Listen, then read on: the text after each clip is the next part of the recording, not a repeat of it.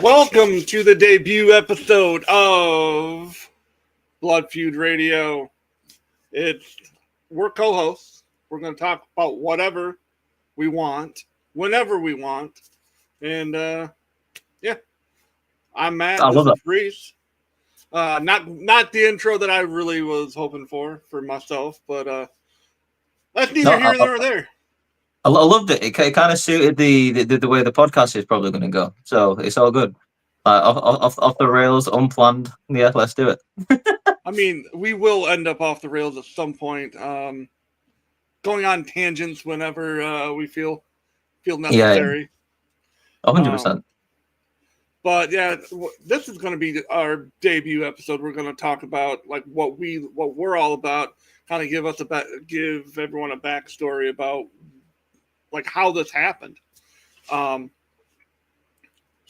yeah. And then we might have a list because I like lists. Oh, we love a good list. Like we love a good list. In the phone calls that we did while we were discussing setting this up, lists like we're kind of like the background noise of the discussions for this podcast. So I'm always down for a list. Let's do it. So, so let's take it back to what 2 years ago ish. It's got to be like 2 years ago, yeah. Yeah, like he was doing your TikTok lives, and I would just join. 2 years ago, it was just kind of one of those things where we were in each other's TikTok lives doing like we just and then I mean I think we're undefeated. We're as far as the international TikTok tag team champions, no one's touched us ever. There was just no good competition, man. That's why. Like I didn't see any.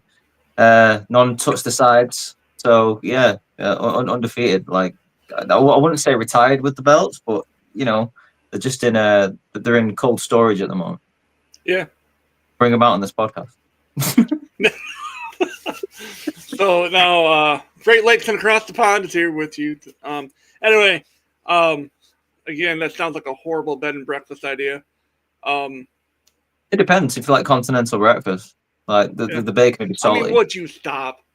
I mean, that's one. We need a counter for those because those will happen quite frequently. No, it's just a friendship that started 2 years ago, and we've been throwing around the idea of doing a show together. Finally happened. So we're taking a phone call and turning it into a podcast. And that's honestly how my brother and I started Huge Pop Entertainment as a whole.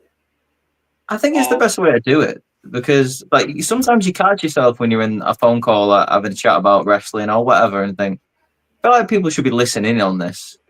Like maybe for more reasons than one, but mostly for a podcast purpose. Yeah. So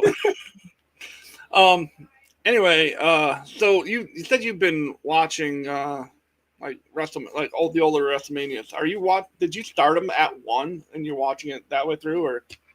I watched them in such a random order. So when Hulk Hogan passed, the first one that I went to was Mania 5, just because it's probably my favorite out of the early WrestleManias. Like I'd say 1 to 9, 5 is probably my favorite. Okay. As like a whole, I just like WrestleMania 5. I like the build up to WrestleMania 5. So I watched that, and then obviously it got me thinking of like the Irresistible Force meets the Immovable Object. So let's go to WrestleMania 3, and then I was like, oh, now I want to see is Warrior and Hogan as good as I remember it when I was younger? So then I jumped to WrestleMania 6. And I don't know how to say this. It was good. It was good for what it was. What I find fascinating about that match is how wrestling has changed over the years and fans like expectancy. Like people were going absolutely wild for it's like a lockup. People were like, "Oh my god, like who's stronger than the other?" Hogan's on the floor, like stands up. Warriors doing the exact same. The crowd are going crazy, pissing themselves, throwing drinks all over the place. It's unbelievable television, and I'm just sat there like, "Ooh, this is usually just the first 5 seconds of any match nowadays." It lasted for like 15 minutes. Well, you look back, and we were watching. We like a couple years ago, we started doing like the rewatch. My brother and I. It was kind of a project that we started, and then it just kind of faded. But WrestleMania 1 was the extravaganza that everyone like. Oh my god, this was the biggest thing at the time. Then comes 2, which could have potentially put WWE like not in business anymore because it was an absolute travesty of an event. I think there's a reason why no one talks about it, like ever. Well, the main event was Hogan and Bundy, right? So, yeah. And then the next year, Bundy's like third on the card and relegated to fighting midgets with Hillbilly Jim, right? Yeah, with the opponent. Yeah. Like wow, you're a gimmick match on like the third or fourth match. Like what'd you do to piss Vince off? You know what I mean? Like what'd you do? Like what'd you do or say to piss either Vince or Hogan off at that point? They probably tried to set up a union with Jesse Ventura or something. I don't know. Probably, yeah. Will you stop? I mean, you're not wrong. I can't say that when you're probably 100% accurate. Yeah, honestly, it is probably not far from the truth. But no, and then after 3, Bundy kind of goes away, and you don't really see him until the gimmick battle royal, like 8 years later. I think he was part of like a really bad match with Undertaker at WrestleMania 11, one of those like forgotten Undertaker matches, you know, like in his early run, where it's some of them are great, like you got Kane versus Taker at Mania 14, and then you've got, you know, Bundy versus Undertaker at WrestleMania 11, and people are like, what, that happened? Yes, it did. It definitely, yes, it happened, 100%. Well, the year before, that was Superfly, wasn't it? No. Yeah, no. Oh. Superfly was... I've literally just watched it. Superfly was 7. Yes. And yeah, Undertaker looks so young in that match, dude. He like big red on show. You just gotta sit back and enjoy Bobby the Brain Heenan's commentary like for Undertaker matches. Oh, absolutely. I think that's what started the whole thing with the whole Bobby obsession for me is at WrestleMania 8, the Hoosier Dome. It was you can't kill him. You can't kill him. Monsoon. You can't kill him, Gorilla. Dum dum dum. It's up. See, I told you. Back up the hearse. Dum dum. It's so good. I knew he'd do it. I knew he'd do that. Oh yeah. There's such a great moment. Like if you're talking about Bobby the Brain Heenan moments, right?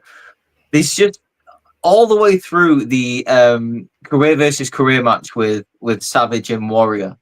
Like he's finding it so hard to give Savage any credit after the match. Like he's a heel, obviously. Bobby the Brain Heenan, probably the best heel commentator of all time. Never breaks the heel kayfabe whatsoever.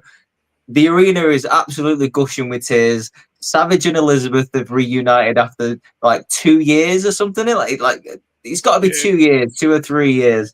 Everyone's going, this is amazing. What a woman and what a man. And Bobby the Brain Heenan is like, this is disgusting.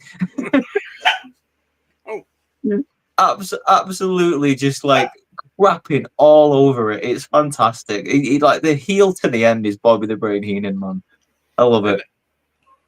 like I told you this one, and it was Halloween Havoc '97, no '96. Halloween Havoc '96. It was uh, Heenan, Dusty, and Tony Schiavone. It was either gosh darn it, I'm butchering this right now, but it was either Savant. No, it was Mike Tenay. It was Tenay and Heenan and Dusty on commentary, Mm. and Dusty's just painting this picture in his southern words and just being as descriptive as you can, and then Bobby says something, and Dusty's like, "Well, I just said that, baby," and he's like, "Yeah, but I said it in English." He And did then something. about 2 or 3 minutes later, here's Bobby just saying something, like paints a picture in his words, and Dusty's all like says the exact same thing, and Mike Tenay goes, "The thing I love about you guys is, or working with you guys, is I get things in stereo. It's amazing." And then without skipping a beat, Bobby's all like, "Yeah, you get it in two languages too, English and cow pasture." It's funny because you mentioned that, right? Because like he literally did something at Mania 7, the one that I'm just watching now, and it's the blindfold match with Jake and Martel, underrated as well, by the way. Rick Martel, I love Rick Martel, and obviously the feeling around the crowd are going absolutely wild whenever Jake points, to see where Martel is, and Jake goes and he grabs the referee, and Gorilla goes, "Well, at least he found the referee." And after like 2 seconds later, Heenan goes, "Well, at least he found the referee." And Gorilla goes, "I just said that." And he goes, "I can't hear you over this nonsense." So He good, goes, like he's like, "What? I can't hear you over this nonsense, Gorilla." it's nonsense. It's so So, great. uh, so seven. I'm sure you know this about seven. Is originally it was supposed to be at the LA Coliseum. Like it was supposed to be the Yeah, first out. It was supposed to be the first outdoor stadium uh, WrestleMania ever. they were saying they wanted like 100,000 people there as well, right? Because I remember at WrestleMania 6, they were already advertising it. They were asking the celebrities in the front row, like, "Are you going to be one of the 100,000 people that are going to be at the LA Coliseum?" Yeah, and they had to switch it due to because I was like around the same time, and this is the brilliance of Vince McMahon. I the storytelling and everything of Vince McMahon. We they changed it because of they got it was during Desert Storm, like one of the biggest modern day wars of like of our generation, and when you have an Iraqi sympathizer as like your main heel of the company, you tend to have to move locations due to bomb threats and whatnot. That's what Yeah, yeah. happened. That's why they moved it from the Coliseum to some sportatorium or whatever the hell that was, like the Los Angeles Civic Center. So there've been like conflicting reports of that over the years, and you might know more than me, because I've seen conflicting reports. Like that's obviously one of the narratives that WWE like to tell, but there's outside people like your Dave Meltzers, etc., who said the reason why they moved it was because of poor ticket sales. Also, maybe to do with Sergeant Slaughter, maybe to do with Hogan, because maybe people getting a bit tired of the Hulkster in 1991. He'd been on top for 6, 7 years. So, do you know more than me than that? Like, was there a bit of both?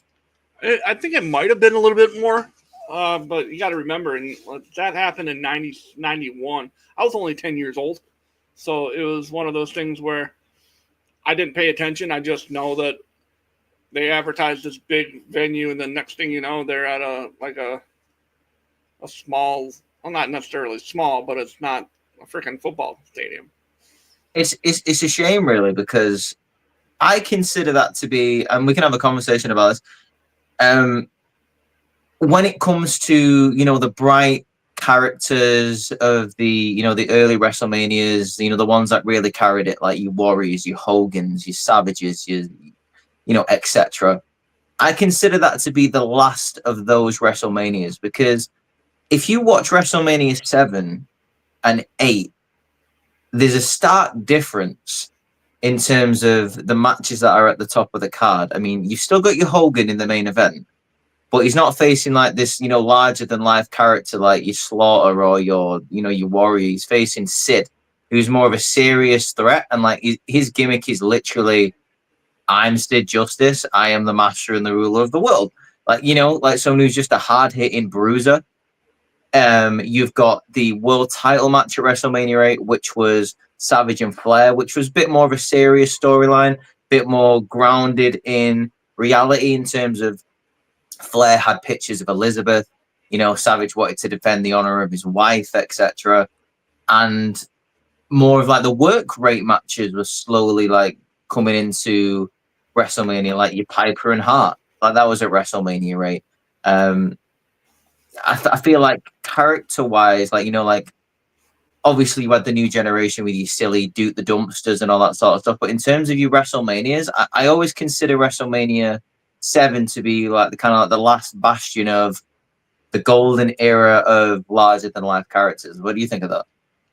Well, I agree, but at the same time, at 7, it was the first time you saw violence. Like because Slaughter was choking him with the microphone cords and that kind of stuff. Like it got more aggressive in the match quality. I think there was blood in that one as well. I think someone. You might be right. You might be right. I can picture Hogan with a bit of crimson on his hair. So yeah, his thinning hair. yeah, but yeah, I can. Shit, he was full blown bald at that point. But yeah, I can. Like, the only real gimmick match I can think of at WrestleMania 8 was Jake versus Taker. Can't really think of any other, unless I'm like misremembering a big match. I don't know if I am or not. 8. Did you consider this to be your favorite, one of your favorite manias, right? So you'll probably be able to correct me on this. So, WrestleMania 8. I have to run down the card one more time because it's been a. Yeah, I think that's the only.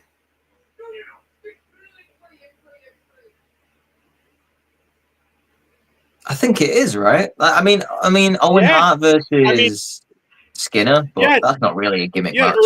Earthquake and Typhoon. Yeah, Earthquake and Typhoon. Ted DiBiase and IRS were still their characters. Yes, that's true. Tatanka and the model Rick Martel. That was actually one of the Boss Man, Virgil, Sergeant Okay, that's another. What's Sarge do? Okay, what's Sarge do?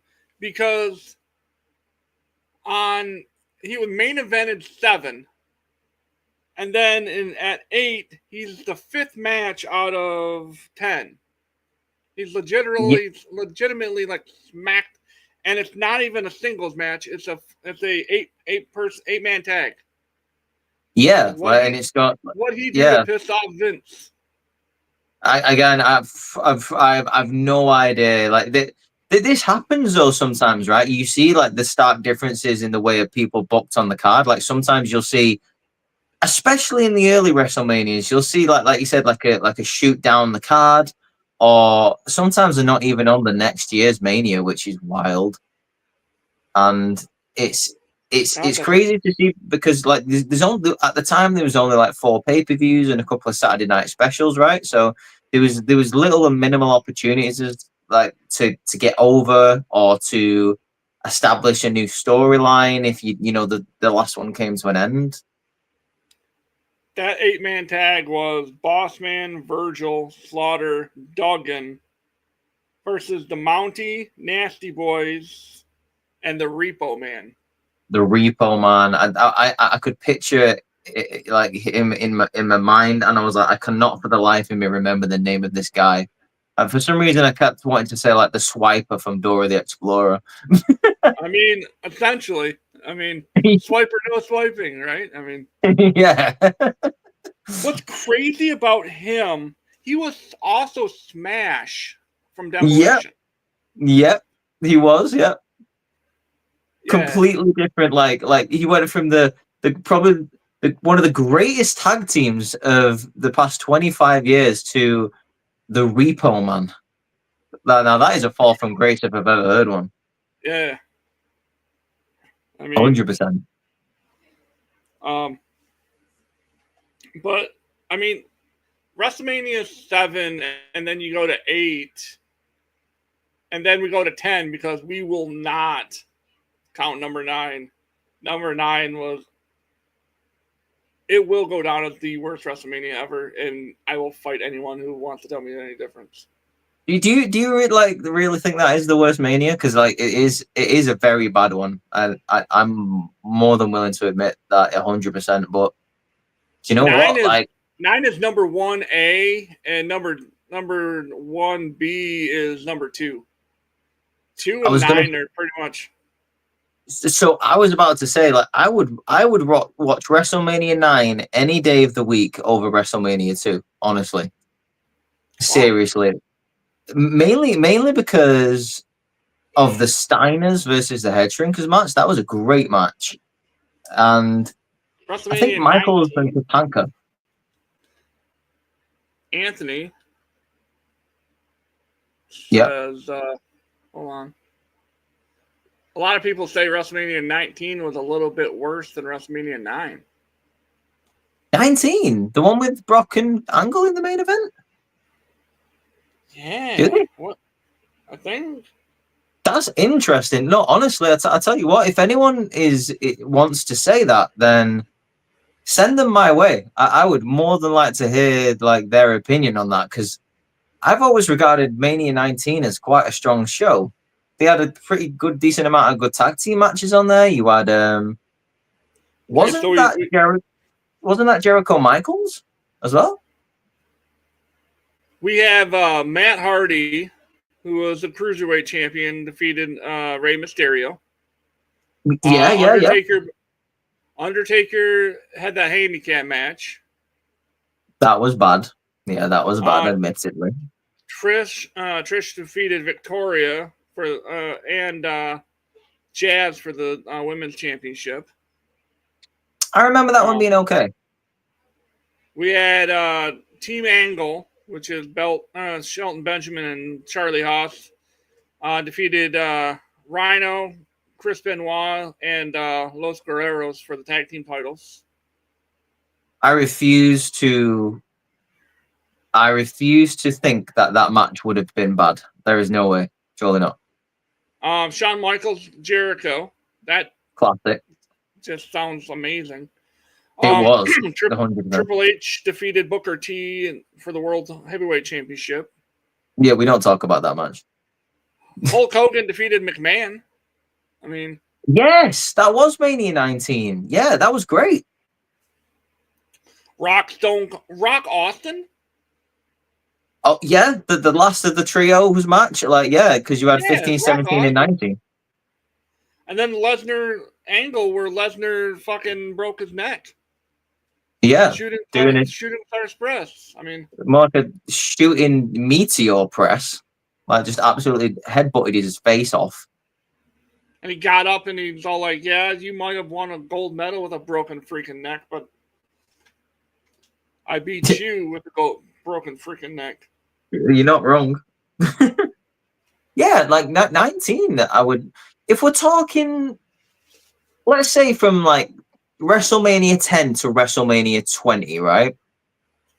I would say the weakest out of those was probably 11. Yeah, 11 or 11 or 13. I think 13, apart from Austin and Brett.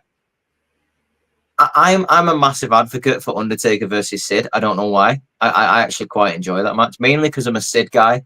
I love Sid. Apart from that, 13 is quite down the list for me. I will never hear any bad things said about Mania 2000. I love WrestleMania 2000. I think it's great. I don't care what anyone says. That WrestleMania was so overhated, and I don't know why.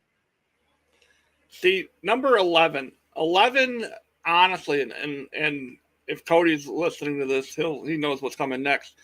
The worst, the absolute worst main event in WrestleMania history was WrestleMania 11.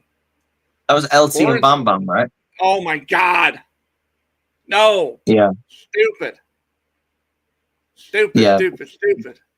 Why that went over the? I mean, I get for like maybe like mainstream appeal, but why that went over the world title match? Michaels Diesel? I don't know. I can't tell you. You know what, dude? For the life of me, I could not tell you. Apart from those two matches, I could not. If you gave me $1,000 or £1,000, I could not tell you any other match on that card. Honestly, From 11? I can't. Yeah, I can't remember anything. I know I could probably give you a good guess of who was on that card, but I wouldn't be able to tell you what matches they're in at all. Well, here we go. The night led off with the Allied Powers, Lex Luger and the British Bulldogs, or British Bulldog versus the Blue Brothers, Jacob Blue and Eli Blue, with Uncle Zebediah. Oh wow! I need to sit down. That sounds so exciting. I need to catch my breath. Jesus. And we had an singles match for the WWF Intercontinental Championship. We have Razor with the 1-2-3 Kid defeated Jeff Jarrett with the Roadie by disqualification. Oof! And the crowd goes mild. You know, it was amazing until the bell rang. I really enjoyed the entrance music. Next up, we have The Undertaker versus King Kong Bundy. Yay! Oh my god! I was literally talking about that 5 minutes ago, and I said I couldn't name another match on the card. That just shows how I stuffed WrestleMania 11 into the "I'll talk about it later" category in my brain. And Larry Young, a baseball umpire, was the special guest referee for that match. Oh my god! What? First of all, I don't know who that is. Second of all, why? Like, Undertaker should have Pete Rosed him, just tombstoned him. Next up is the greatest tag team match of all time. Oh, I'm sure. Yeah. Owen Hart and Yokozuna with Fuji and Jim Cornette defeating the Smoking Guns, Billy and Bart Gunn. Oh, Bart Gunn's so great. Whatever happened to that Billy guy? Yeah, he sucks. Yeah, he sucks. Bart was tremendous. Oh yeah, like he great Brawl. Just absolutely knockout. Hell yeah, Brawl for All champion. I can't remember what happened at WrestleMania 15, but I'm sure it worked out just fine. Yeah, something like that. Yeah.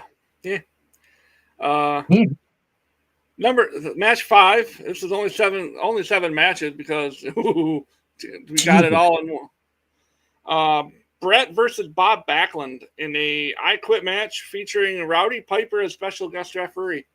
Oh my god! Like, do you know what? That is just unlocked a memory. Because I'm sorry for anyone who's wearing headphones. Right?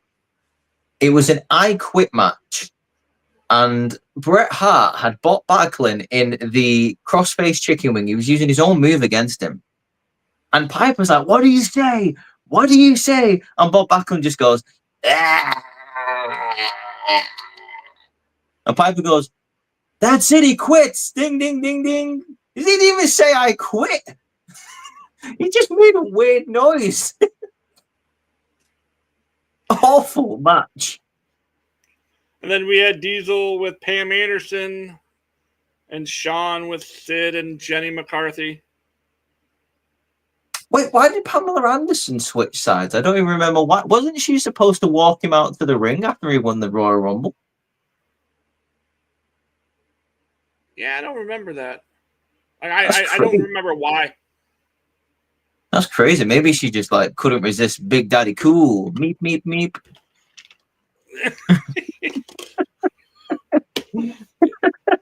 Diesel, Big Daddy Cool. Meep meep meep meep. And then we got LT Oh, and Bam Bam. I mean, WWF was running on diesel power that year. Let me tell you, Jesus. I mean, people who like that, people who thought that was a great match. I mean, y'all gay, bro. Listen, I'll give Lawrence Taylor some credit, right? He tried his best, and he probably did the most that he could with what he learned in such a short amount of time. With that being said, I've seen that match maybe twice in my whole life, and I have had the option to watch that. I've had the WWE Network. I've had I've had more than ample opportunity to go back and revisit the beautiful year of 1995, and no, that's not happening. I'm good. Yeah. So, all right, let me ask you something. What's your thoughts on WrestleMania 16? 16.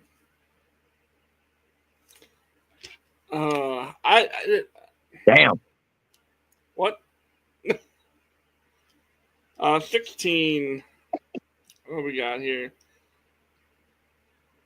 I vaguely okay. So a little bit of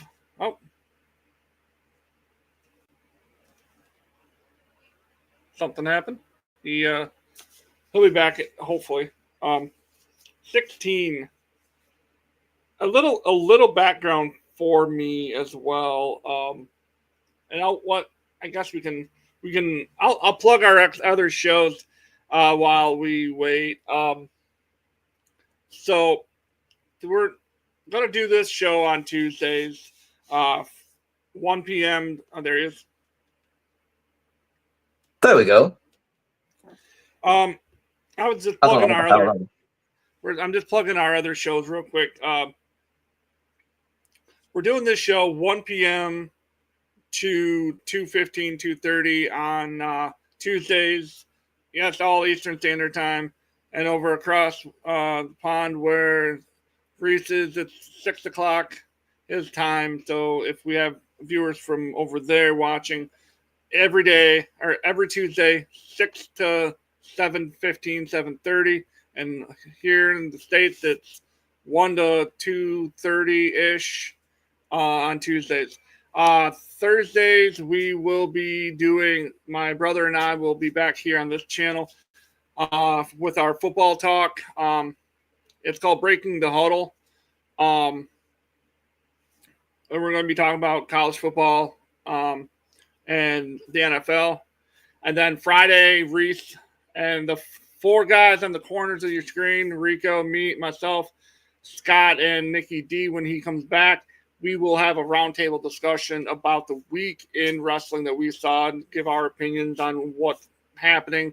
This Friday, we will be discussing SummerSlam and everything and the fallout from SummerSlam. So check us out. And that's at 1:15 as well, or 1 o'clock Eastern as well. 6 over there. And it will be, this Thursday is a special edition. 9 o'clock Eastern Standard Time.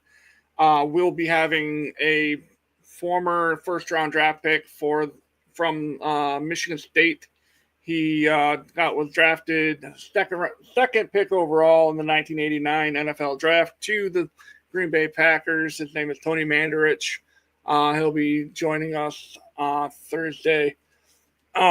So we're not done yet, Matt. We're not done yet. I'm just. Oh no, wait. We're because we still got the list. Because I have a list. We still got the list. I said we were gonna have a list, and we're gonna. I'm looking forward to Friday, dude. I'm looking forward to just like hearing other people's opinions on what happened at SummerSlam. Speaking of opinions, before like whatever happened, I was asking your opinion of WrestleMania 2000 because that gets a lot of hate. Like I say, I'm a massive advocate for it. I am the Paul Heyman of WrestleMania 2000. Like, what do you think of it? Looking back at it, because I'm looking at the card, because a little bit of backstory for myself. WrestleMania 2000 was the 2000 was the year I graduated from high school, and nice.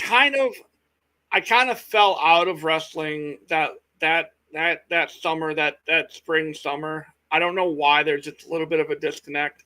I think it was just because I was having a lot going on my senior year, trying to get stuff in order, playing sports and that kind of stuff, and I just kind of fell away from it for a few years after that.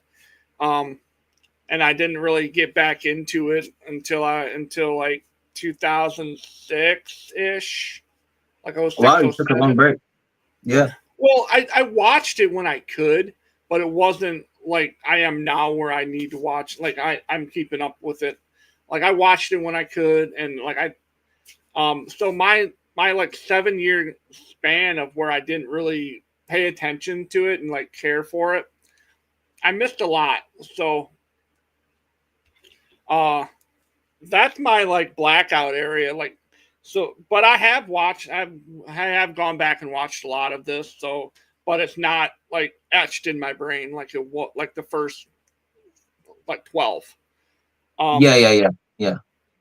But looking at this, okay, so we let off with Bossman and Buchanan defeated the Old Nation.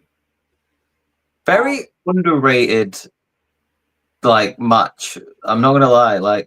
The best part is at the very start, where Ice-T raps the Godfather out and he's like, grab your bitches, pimpin' ain't easy, man.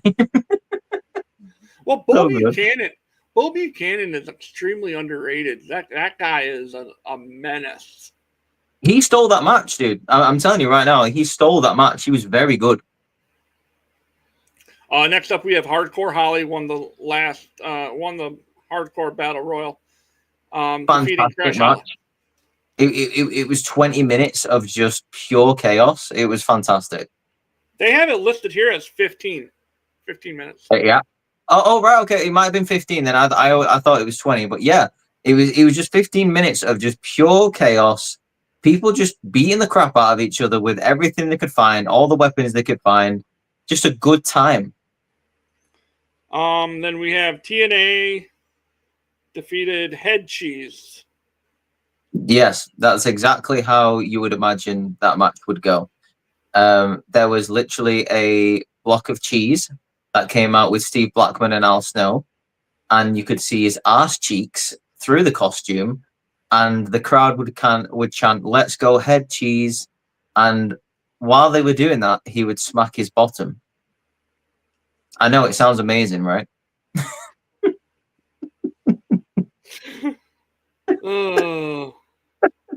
Head cheese is a double meaning as well. I'm not going to say it what it means.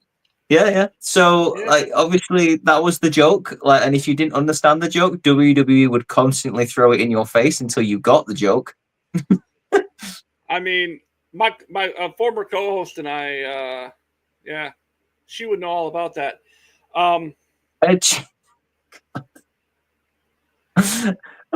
Move on. Next. We have Triangle Ladder match. This is the match everyone knows this Mania for. Yep, I agree. And it was a car wreck from start to finish, just like any ladder match should be. And it honestly, it almost had that in and of itself. They went for almost 24 minutes. And because it was 23 and a half minutes. Dude, this might be controversial. I think this Triangle Ladder match was better than TLC 2 at WrestleMania 17. I think it's better. I mean, maybe. I really do. Because this ladder match, I don't know if you remember the ending. It's where the table is balanced on the two ladders in the middle of the ring. Yes. It's that one. And Okay. I just think it was so good. Like Matt goes to grab the belts. I think it's Christian who just pushes him off through another table, and Edge and Christian grab the title. It's so good.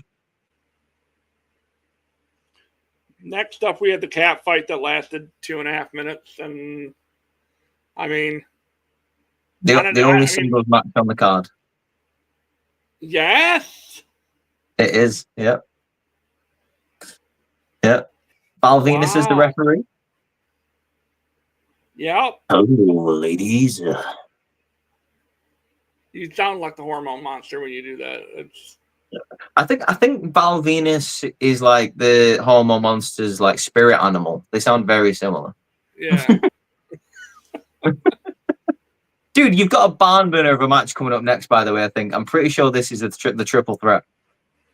No, this is a 6-person intergender match. The first intergender match of WrestleMania history. Is it? China and Too Cool defeated the Rascals. Yeah. Perry Saturn, Dean Malenko, and Eddie Guerrero. So are they counting this as the first intergender match because they were able to fight each other like the men and the women? Yeah. I was going to say, because obviously at WrestleMania 6 you had Savage and Sherry versus Sapphire and Dusty, and that was chaos as well. But that was classed as just a mixed tag match then, I suppose. I would rather watch Undertaker El Giante than Dusty and Sapphire versus Sherry and Macho. Sweet Sapphire, baby. Why? It's just horrible. Like, sweet Sapphire. And then we have the 2-fall triple threat match for the IC title and the European title to combine. Fantastic. That was really good. I do remember that. And it's great that it was just, I don't know, because Benoit ended up winning that thing, right? Yeah, like I think Jericho won the IC and Benoit won the European, or the other way around. I know Kurt went in as double. It's the other way around. Benoit won the IC and Jericho won Jericho won the European. Yeah. Right. Yeah, because I know Kurt Angle went in as double champion. He was the Eurocontinental champion, and then he lost both belts. Is this the first one that Taker didn't have a match? He wasn't at WrestleMania 10. Okay. I'm really good with like Taker matches at WrestleMania. I'm pretty good at that. So this is the second one that he missed then. 2000 was the second one he missed. Yeah, because then he was back at 17. He faced Triple H. Kane, Rikishi against Road Dogg and X-Pac. Yes. This is the one where Kane tombstones the rooster or the chicken or whatever it is. I'm not a nugget. He thought it was Pete Rose, basically. Oh, but Pete Rose, but Pete Rose kind of like came in and tried to hit him with a bat, and then Kane still chokeslammed him.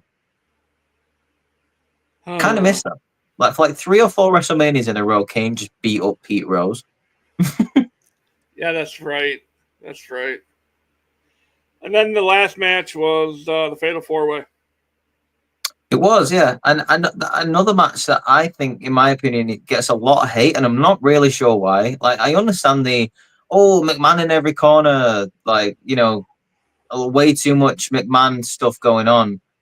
If you take that away and just focus on the match, it's a pretty entertaining match. You got Mick Foley there doing Mick Foley stuff. I mean, the early part of the match where they're all trying to work on the big man, the Big Show, and they eventually get him out. And then it comes down to The Rock and Triple H. You have a pretty decent match between each other. No, I think it's good. Yeah, I've never been a Big Show guy. Just never had the. I don't know. It's just something about him. I just never gotten. He's never gotten me over. I guess what I'm saying. Like, it just never. Like Rocky would call him, Well, it's the big slow. No, I can agree to an extent. I do quite like the Big Show in certain circumstances in his career, but like, yeah, it didn't really do anything. It didn't move my radar anyway, or my needle, should I say? But yeah, I can see his appeal, I suppose. so we have, since we just got done doing, since we're not going to dive into SummerSlam, like what we saw on Saturday and Sunday, Yeah. I have a list generated by CageMatch.com fan votes. Oh We all God, love, right? Okay, we all Jesus, love these, and it's we do. WWE SummerSlams, the best WWE SummerSlams, the top 17, according to The top, Cage Match fan votes. the top 17, one odd number to start off It, with. this isn't. I mean, this isn't my list. This is CageMatch.com and the Sportster. We all know the Oh, Sportster. the Sportster did it. Okay. Okay, Summers. Okay, at number 17 with a 6.89 Cage Match rating. Oh, right. SummerSlam 2005. Oh, that's the amazing match with Hogan and Michaels, right? Where he just bumps like a madman because he's throwing a tantrum. You gotta love Yeah. that. I love that match. So good. I love that match where he gives him Hogan gives him the big boot. Michael stands up, like dances around the ring, and then falls back over. Yeah. Unbelievable. Hogan gets so pissed because he no sells it, and it's Yeah. You know, but it's Hogan's own fault. That was supposed to be a three match affair, and then Hogan was like, "That doesn't work for me, brother. I've got a bad back." So screw next Hogan. up. Next up, with a 7.01 Cage Match rating. SummerSlam 94. This is Taker versus Taker. Oh God. Oh my God. Yes. Jesus Christ. What? Paul Bearer brings down Undertaker. Ted DiBiase brings down Undertaker. Oh my God. Like the best part of that whole thing was the guy from Airplane like doing like the investigation, like where's the Undertaker. Oh, Leslie But Nielsen, yes. yeah, Leslie Nielsen. Naked Gun, yeah. God, yeah. Oh, that was a shit show. How is that number 16? And there must have been some other good matches on there, surely. Okay, that one had Bam Bam Bigelow and IRS with Ted DiBiase defeated the Head Shrinkers, Fatu and Samu. Okay. Okay, I can that's not, see that being all right. Yeah. Alondra Blaze defeated Bull Nakano. Oh, yeah. That sounds amazing. And I mean, I hope you're not being sarcastic because I think the same thing. Like, I legit think that that's actually. Oh, no. I'm not being sarcastic. No. I uh, love Bull Nakano and I love Alundra Blaze. we have Razor Ramon with Walter Payton defeating Diesel with Shawn Michaels for the IC Championship. Oh, hey yo, nice. Hey yo, Love it. another one for the bad guy. Next up, we had Tatanka defeating Lex Luger. Moving on. That sounds terrible. Jeff Jarrett defeating Mabel. Yeah. Oh God, it gets worse. Jesus. Yeah. Like matches 4 and 5 are garbage, and then a steel cage match. Brett and Owen. Oh right. Awesome. Now I'm starting to see why this is in the top 17. Yeah. Okay. What's number 15? Number 15 with a star rating or a cage match rating of 7.03. SummerSlam 2020. 2020. Bray and Braun. Falls down anywhere match. Oh, okay. All right, whatever floats your boat, I suppose. What else? We had Bailey defeating Asuka for the SmackDown Women's Championship. Okay, I remember that being okay. It's not very. It's not very. It's kind of underwhelming me at this at the minute. This SummerSlam. Street Profits defeating Andrade and Angel Garza for the Raw Tag Team titles. Okay, I feel like that'd be good. I don't remember it, but yeah, all four of them are great workers. So Loser leaves WWE no DQ match is Mandy Rose defeating Sonya Deville. is that when Sonya quit, or when Mandy left? I don't remember that. I don't remember it, but I'm pretty sure that's when Mandy left. Well, Mandy won, so Sonya had to leave. Right. Okay. Sonya's first time she left, because I think she left multiple times. Yeah, there was a point where Mandy went down to NXT as well. Right? Oh my god, that was such a great run for Mandy. Yeah, she was amazing. It really was. Next up is a street fight. Seth Rollins defeating Dominic Mysterio. That I remember that match being just kind of average, but fair play. It was Dom's first match, I think. Yeah, it was his first singles match, if I'm not mistaken. Yeah. I mean, okay, and I'm not bullshitting here. I wish I was being sarcastic, but like the more I think about it, you're gonna see Seth and Dom for that World Heavyweight title. I mean, I wouldn't mind it, but that would mean you'd have to turn one of them face, and I don't want it to be Dom. I just want it to be a heel. Yeah. Next up, we have Asuka defeating Sasha Banks for the Raw Women's title. Wait, Asuka had 2 matches? Oh, is that the... I'm assuming the other one was a cash-in. Oh, right. Okay. Fair enough. Then Drew McIntyre defeating Randy Orton for the WWE Championship. I remember that just being a kind of an average match. And then, of course, Bray and Braun and that Falls Count Anywhere for the Universal title. Do you know what? I'm not gonna lie. This SummerSlam sounded really underwhelming.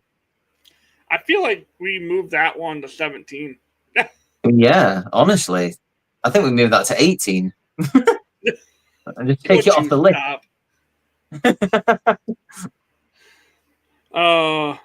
Number 14 is a more recent one.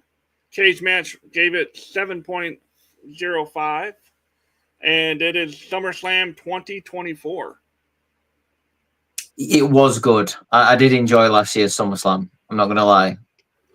That one's fresh in the memory, like for me to say. Yeah, I did like SummerSlam 2024. That's when Punk got screwed by Seth. Because Seth was the guest referee. Yes, he was. Yeah. I really enjoyed that match. Like, I think that might have been because they had 3 matches, didn't he? And I wasn't a big fan of like the bull rope match, to be honest with you. I think this might have been the second best in the feud. Okay, I mean, obviously, Hell in a Cell was the best out of it. Yeah. And then there was Bloodline Rules match for the WWE Championship that Solo couldn't get the job done. Surprise. God, I know. My boy couldn't get the job done. What a shame. Next up, 13, SummerSlam 2003, and that came in with a 7.14. SummerSlam 2003 doesn't really... Elimination Chamber match was the... Yes, of course it was. Yeah, that was great. The wrong person won. I think Goldberg should have won. I can't believe I'm saying that. But yeah, that was his time to win the world title. For some reason, they didn't pull the trigger, but he absolutely dominated and tore it up in the chamber. And yeah, Triple H just came in and killed it. That was like long tights Triple H as well. Do you remember that?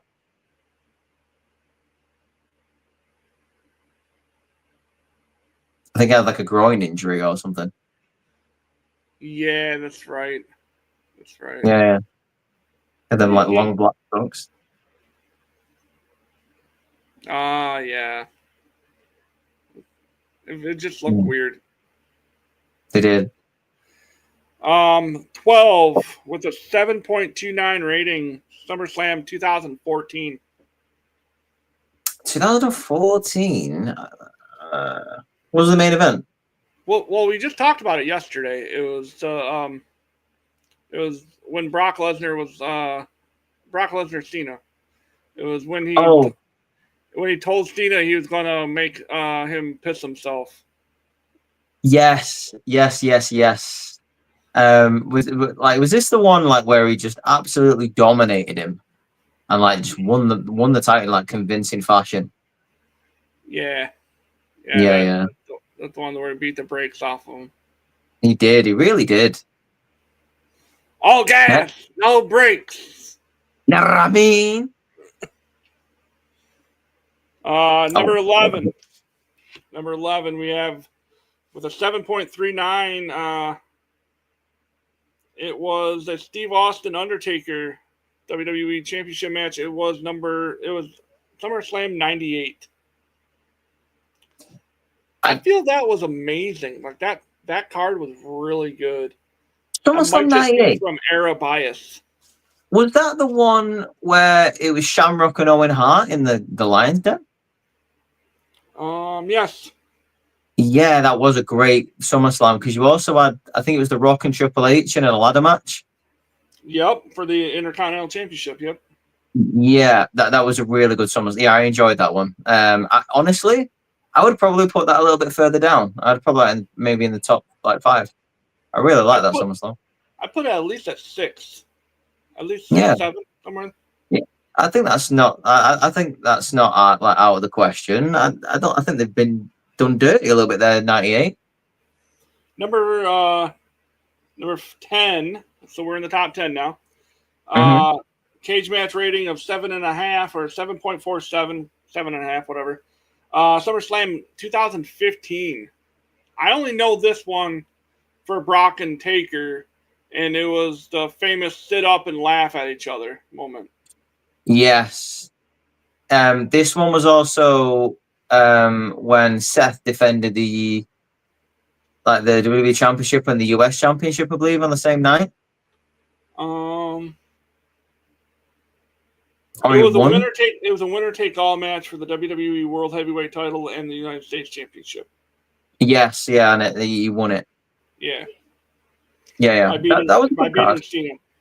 And that was not even the main event, believe it or not. No, it wasn't the main event him versus Sting or something? Main event was Taker versus Lesnar. Oh, right. Okay, so yeah. What annoyed me about that match was like that Jon Stewart interfered for no reason. Yeah, it was stupid. It was never it was explained, but then it was never expanded on. Okay, now the next match, or not the next match, but next SummerSlam is one that I hold near and dear to my heart. And it has the greatest WrestleMania. It has the greatest SummerSlam match of all time in it, and it's way too high on the list. I think it needs to go in the top 3 of pay-per-views for SummerSlam, and that's SummerSlam 92. Oh, Bulldog Brett. Yeah, that whole card was amazing. It was really cool. I tell you what, it was cool that it was in Wembley as well. You had the over the seas crowd. I think it's wild that WWE haven't tried to go back to Wembley since. Like they've always skirted around it. They've gone to Principality Stadium in Cardiff. They've gone to the Hydro in Glasgow. They've gone to the O2 in London. It's weird that they've never tried Wembley again. I would like to think if there was a big 4 pay-per-view coming over to the UK, they would try and get Wembley. Especially for something like the Royal Rumble or Mania. I would hope so. Yeah, it'd be fantastic. And I mean, we talk about ticket prices. They'd probably charge a lot, but I would try my best to get there. It's Wembley. It's WWE. It's a big four pay-per-view. Yes, please. One of my all-time favorite SummerSlam matches. There's two, obviously. It's Brett Bulldog just for the IC title, just chef's kiss. They tore the house down. But the match before that, the semi-main, was Kamala Undertaker, and that was just so much fun. Yeah, it was. Because Kamala had a very unique fighting style as well, and like for especially around those times, you didn't get very many big man versus big man good matches. I don't want to sound too harsh, but yeah. I mean, that's the one where Kamala did like 6, like off the middle or top rope splashes on top of Taker, and after like the like 5th or 6th one, Taker's like sat up. Yeah, yes, it was. God, yeah. God, I've not seen SummerSlam 92 for a long time. And that's when it heightened, and I believe at Survivor Series they had a casket match. I believe so as well. Yeah. And I think we used the same casket as they did for Yokozuna a couple of years before. yeah, it was just such a fun. It was a fun. That's always been one of my all-time favorite matches in general. Is just the Wembley. It was just, I don't know, just the nuance of that match in and of itself. Probably one of my favorite Taker matches for sure. 100%. I hope they come back at some point. 2002 is sitting at 8. Or I'm sorry, 2022 is number 8. Is that Cena Reigns? That's Roman and Brock, last man standing. Oh, yeah, that's understandable then. Yeah, I can see why that's at number 8. Yeah, that was a great match by itself, to be honest with you. Like when everyone would give up on the whole concept of Reigns versus Lesnar, that match just took it overboard. So yeah, I'm fine with that. And that was also Pat McAfee taking on bum ass Corbin. Yes, it was. Shout out to Pat, he put on a good performance, and Corbin, bit of a ring general, like helping him through the match, getting him through a good match. Yeah. Next up,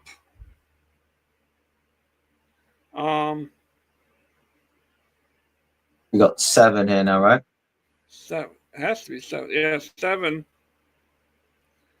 WrestleMania 2009, or not WrestleMania. Wow, SummerSlam 2009. SummerSlam 9. I don't remember that one. I'm not gonna lie. No, it's not. I lied. It's SummerSlam 2000. Oh, okay. Why are you lying to me like that? SummerSlam 2000. Yes, and this goes back to my argument of WrestleMania 2000. Like like the year of 2000 is considered one of WWE's most profitable, most consistently good cards, like in terms of pay-per-views. And WrestleMania 2000 is like the black sheep of like that pay-per-view listing. But every single pay-per-view for me in 2000 was fantastic. Okay. If you look at the matches on that card, dude. I mean, the only one that I'm seeing so far that just doesn't seem like it'd be fun is Jerry Lawler and Taz. I think even that had like a bit of like funniness to it. I like if I remember properly. But on that, you've got TLC 1, have you not? SummerSlam 2000. Yep, TLC match for the tag titles. Yeah. Yeah. It was a really good SummerSlam. I recommend if you've not seen it for a while, go back and watch it. The stink face match. That's another one that kind of like, what are we doing? Who doesn't love a good stink face? Anyway. Then Taker Kane and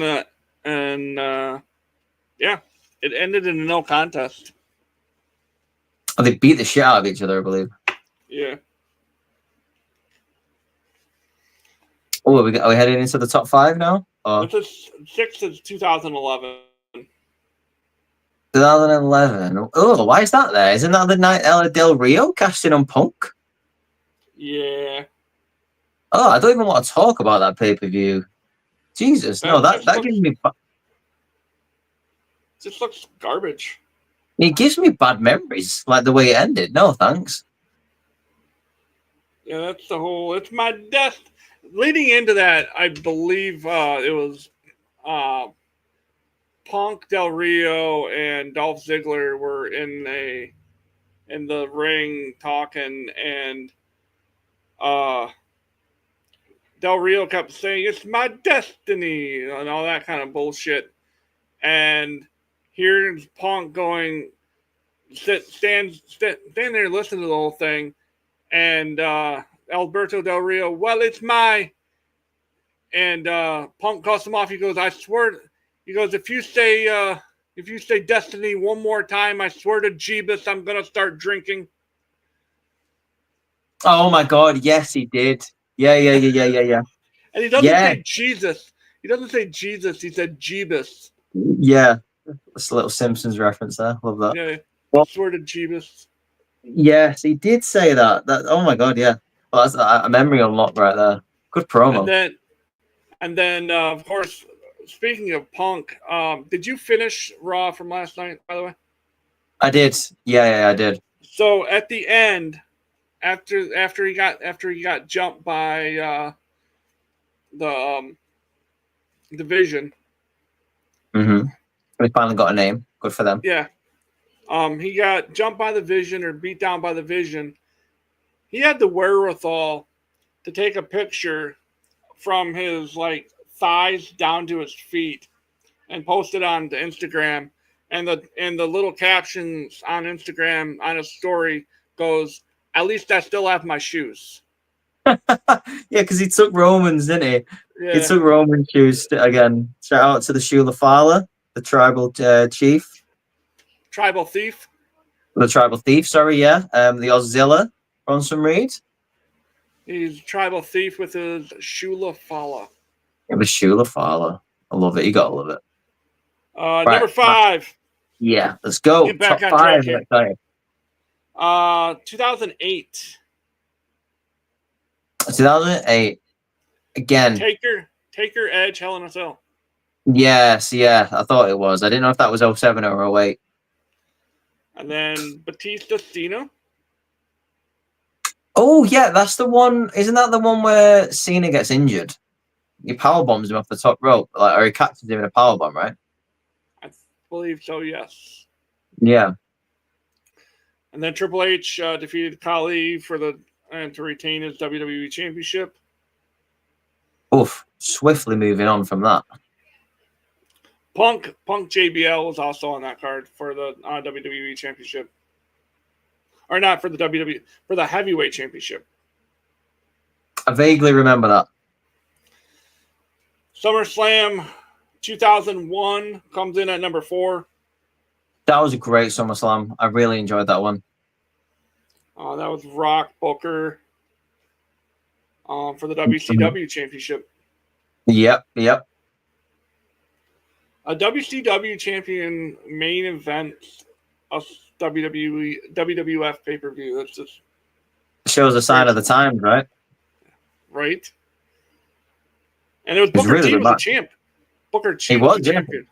Sucker. Yeah. Sucker. Now, can you dig that? Apparently not, because Rock won. What? So there's a quote that Rocky had, and it's something about a jive sucker and a silver spoon mother. Yeah, and he had to kind of say it weird because Stephanie forgot to cut him off. Yeah. Yeah, I do remember that. And the silver spoon mother. Number 3 is SummerSlam 2013. Oh, I'd be lying if I said I remembered SummerSlam 13. WWE Championship match with Triple H as a special guest referee. Randy Orton cashed in the Money in the Bank briefcase on Daniel Bryan. Yeah, I mean, I'll give him his credit. Daniel Bryan had a great match here. I'm not a massive Daniel Bryan fan. But yeah, him and Cena put on a great match. See, we'll definitely have a conversation later, like on another episode. But I think we both kind of agree that Yeah. I'm more than willing to have that conversation. Daniel Bryan is garbage and Bryan Danielson is solid. Yeah, I agree. Totally agree. And if anyone listening doesn't understand that, then stay tuned for a future conversation. Number 2, SummerSlam 2002. Oh, okay. Yeah. Is that the one where Brock won the title? Brock beat Rocky for undisputed WWE champion. Yes. Yeah. Can you name a couple of other matches off that card? I don't remember it too well. It started off with Kurt Angle, Rey Mysterio. Yes, it did. You're right. Yeah. Great match. Ric Flair, Chris Jericho. Doesn't ring a bell. Not gonna lie. Edge, Eddie. That sounds like amazing. It does sound amazing. That actually makes me want to go and watch that match after this podcast, dude. Then we have the Un-Americans. Lance Storm and Christian defeated Booker T and Goldust. I could imagine that just being a fun match. Yeah, not so like hard hitting or anything. Just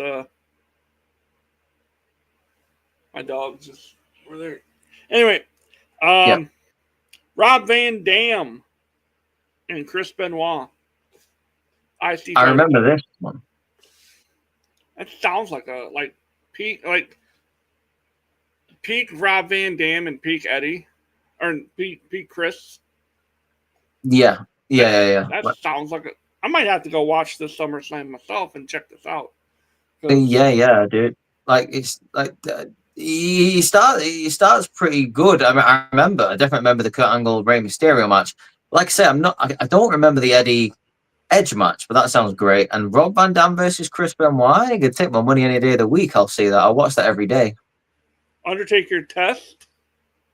I remember that because Test was a part of the Un-Americans at the time, and obviously Undertaker was like the American badass. And then Shawn and Triple H in an unsanctioned match. Of course it was. That was like Shawn Michaels' first match back. No pun intended. And that he had his that's when he came out in the jeans and shit too. He wasn't even in wrestling gear, right? Yeah, because it was unsanctioned, so it was kind of meant to be like, this is a fight, brother. Yeah. So number 1, it's got to be SummerSlam 92. Is that right? Oh, we know it's already been on. God damn it! Yeah. Number 1. Wait a second. Okay, so it says number 2, but that was the number 1. Because there's not one after. There's not one listed after that. So SummerSlam 2002 is the number 1. See, Sportster screwed me on this. Do you know what? I'm just going to say it, right? I would put this year's SummerSlam in the top 5. I would be happy if it was in the top 5 of all time. It was very solid. Obviously, we'll go into it a little bit more on Friday, but all I'll say for now is you had maybe like one dud match all weekend. And what makes a great pay-per-view is consistently good work rate matches, a bit of shock value with some stipulations and moments. And for me, SummerSlam had all of that.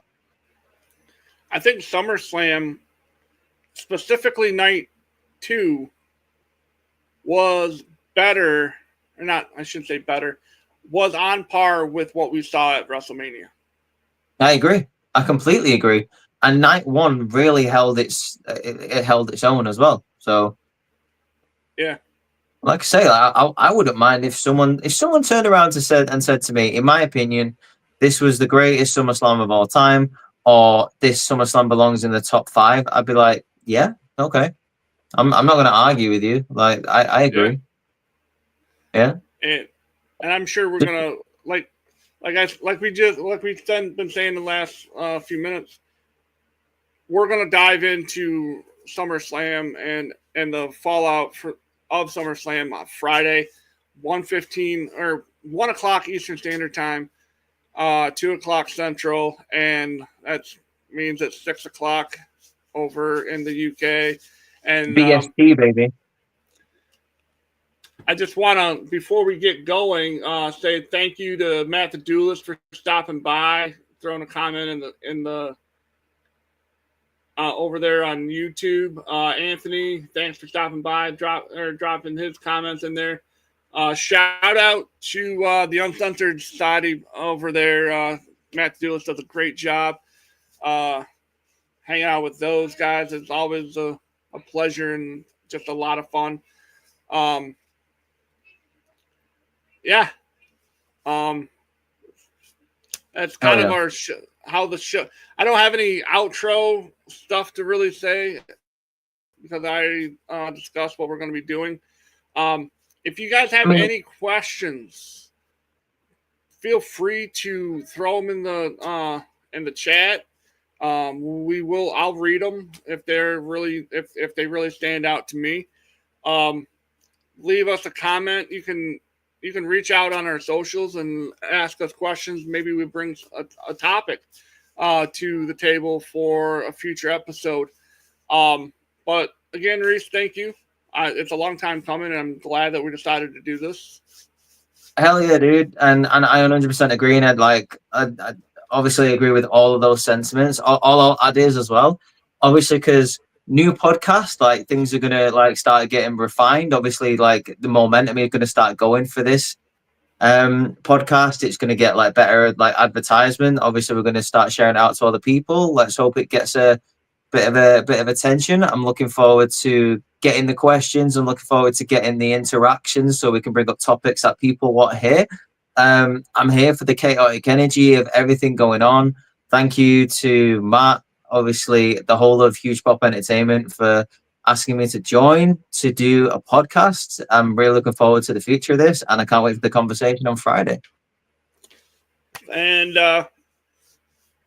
now, with that being said, I'm going to we're just going to end this with a little kind of a meet the staff here. Are you ready? You think you can tell us what to do? You think you can tell us what to wear? You think that you're better? Well, you better get ready. Bow to the masters. Break it down!